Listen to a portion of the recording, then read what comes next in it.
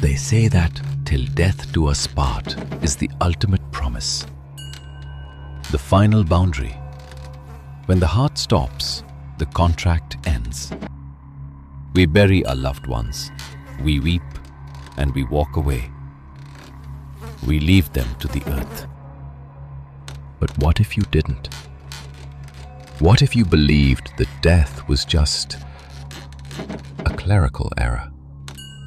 A mistake that could be fixed with enough glue, enough wire, and enough love. In 1933, on the humid, salt-sprayed island of Key West, Florida, a man named Carl Tanzler looked at the rotting corpse of the woman he loved and decided she looked beautiful tonight. He didn't want a memory, he wanted a wife. And for 7 years, he lived with her, he slept beside her, he danced with her.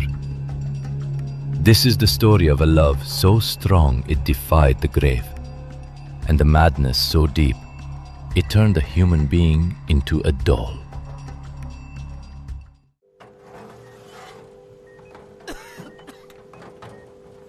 To understand the horror, we have to understand the man, Count Carl von Cosel, or so he called himself.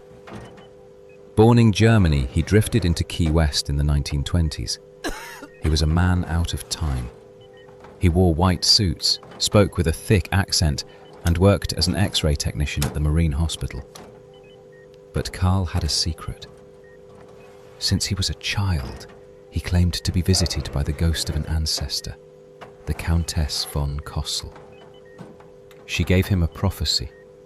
She told him that one day he would find his true love, a dark-haired, exotic beauty.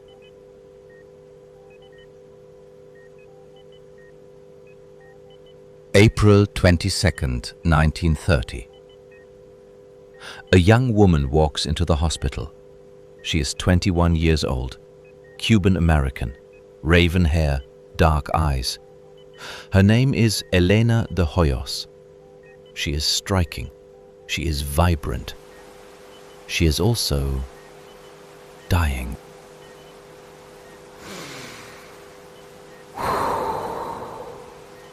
Elena had tuberculosis. In 1930, this was a death sentence. It's a disease that eats you from the inside out. But when Carl saw her, he didn't see the bacteria destroying her lungs. He saw the prophecy, the face from his dreams. He became obsessed. He wasn't a doctor, but he took over her treatment. He brought her strange elixirs. He brought her jewelry. He wheeled a heavy X-ray machine to her house to treat her privately. He showered her family with gifts. But love cannot cure tuberculosis. On October 25th, 1931, Elena died. Her family was devastated. Carl was undone. But he made them an offer. He offered to pay for her funeral. He offered to build her a mausoleum, an above-ground stone house where she could rest. The family, poor and grieving, accepted. They thought it was a gesture of kindness. They didn't know that Carl insisted on being the only one with the key.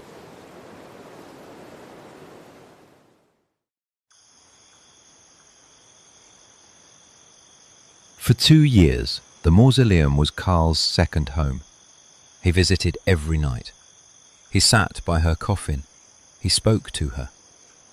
And then she began to speak back, or so he said. Carl claimed that through the thick wood of the casket, Elena's spirit was crying out to him. She was cold. She was lonely. She kept begging him, "Take me home, Carl. Take me home." Imagine the scene. A cloudy night in April 1933. The cemetery is silent. Carl arrives with a child's toy wagon. He enters the mausoleum. He opens the casket. Now, I want you to picture what he saw. It has been 2 years. The humidity in Florida is relentless. Elena is not the beauty he met in the hospital. She is something else. Nature has done its work. He lifts her out. She is fragile, falling apart. He places what remains of Elena de Hoyos into the toy wagon.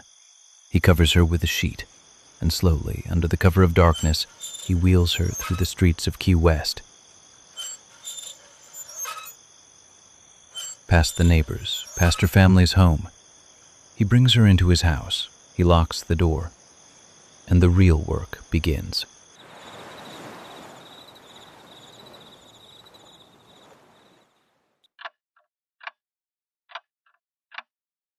This is the part of the story that requires a strong stomach.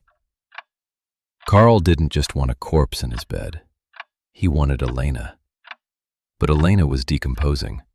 So, Carl Tanzler became a sculptor. But his clay was human remains.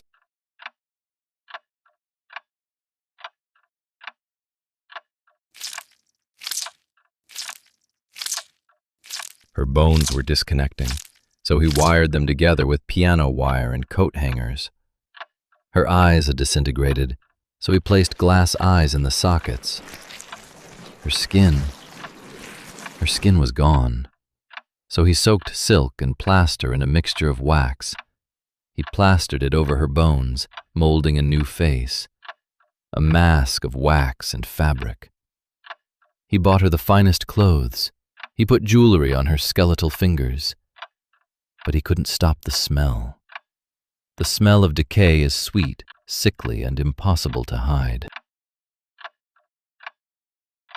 He used gallons of perfume, formaldehyde, preservatives. He filled her abdominal cavity with rags to keep her shape. And for 7 years, this thing lay in his bed. He called her his wife. Neighbors would later report seeing him dancing in front of the window, a silhouette of a man holding a stiff, unmoving partner, spinning in the moonlight. They heard him talking to her, reading her the news.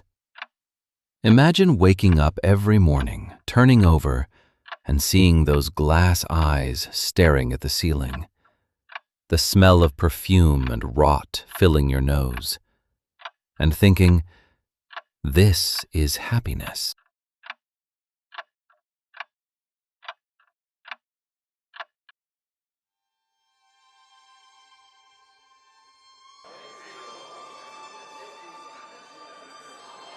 Secrets have a way of rotting, just like flesh. Elena's sister, Nana, began hearing rumors. Rumors of Carl buying women's clothes. Rumors of him sleeping with a doll. In October 1940, Nana went to Carl's house. She demanded to see inside. Carl, surprisingly, let her in. Maybe he was proud. Maybe he thought she would understand. He led her to the bedroom. He pulled back the curtain.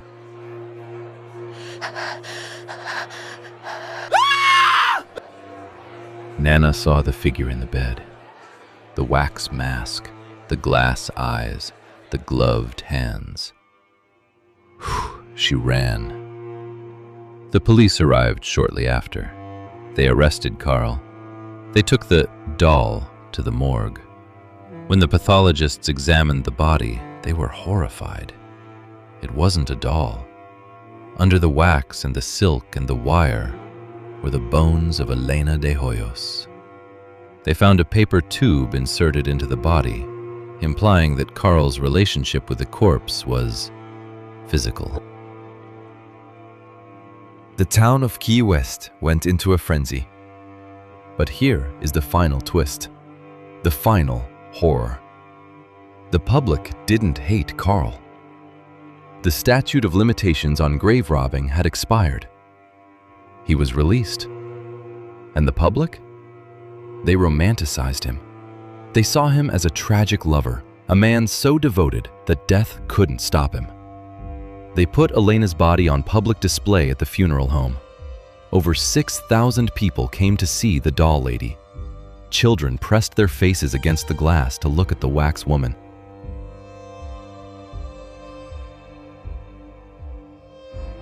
Carl lived out the rest of his days alone.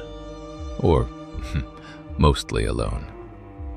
When he was found dead in 1952, he was lying on the floor of his home, and beside him, a life-sized effigy of Elena de Hoyos. He had built her again, because some obsessions never die. Thank you for listening. If you enjoyed tonight's tale, please subscribe. And remember, if you hear a scratching inside the walls or a creak in the floorboards, don't worry. It's probably just the house settling. Probably. Good night.